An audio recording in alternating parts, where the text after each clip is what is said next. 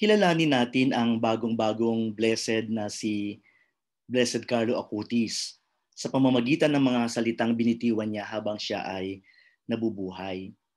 Si Blessed Carlo po ay 15 years old lamang nang pumanaw sa mundong ito dahil sa leukemia, pero nag-iwan siya ng mayamang halimbawa ng pananampalataya at kabanalan.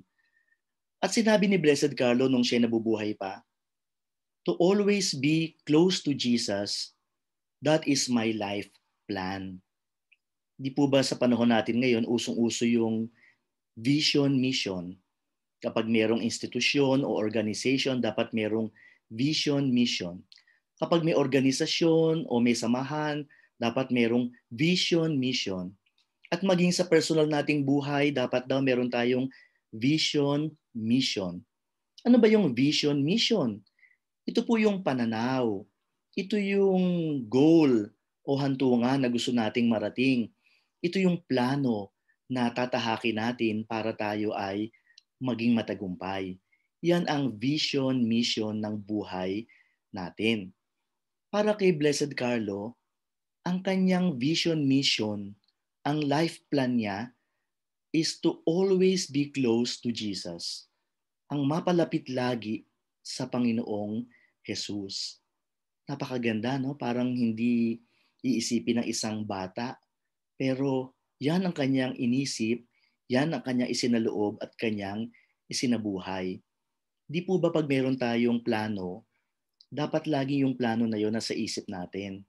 Dapat hindi tayo lumalayo dun sa plano at dapat especially hindi natin nakakalimutan kung ano yung plano natin.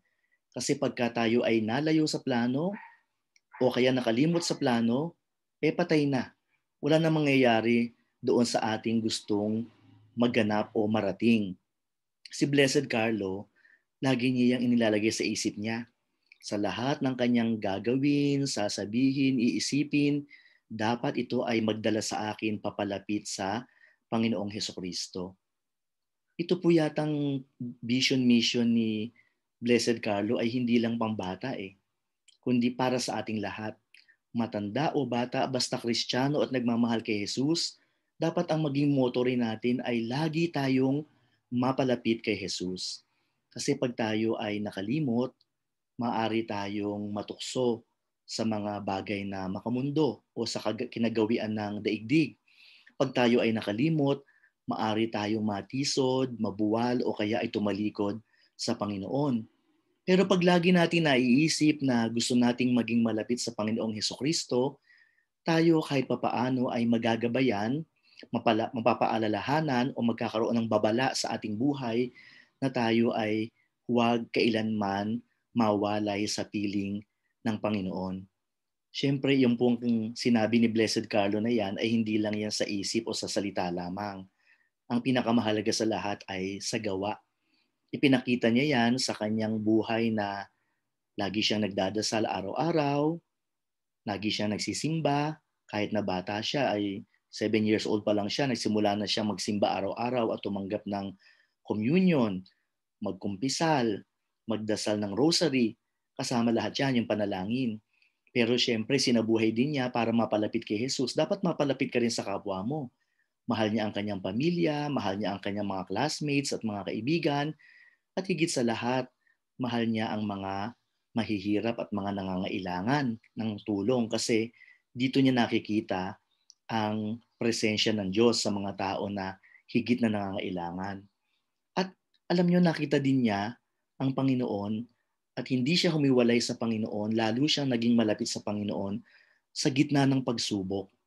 Imagine, 15 years old, magkakaroon ka ng leukemia, punong-puno ng pain ang katawan mo, no? Napakasakit na karamdaman ang leukemia, cancer of the blood. Pero si Blessed Carlo hanggang sa kanyang kamatayan ay inialay niya ang kanyang mga paghihirap sa iba. Inalay nga niya ang kanyang paghihirap para kay Pope Benedict nung panahon na yon. Sabi niya, I offer my sufferings for the Pope. Pero higit sa lahat, inialay niya ang kanyang paghihirap sa Panginoong Hesukristo.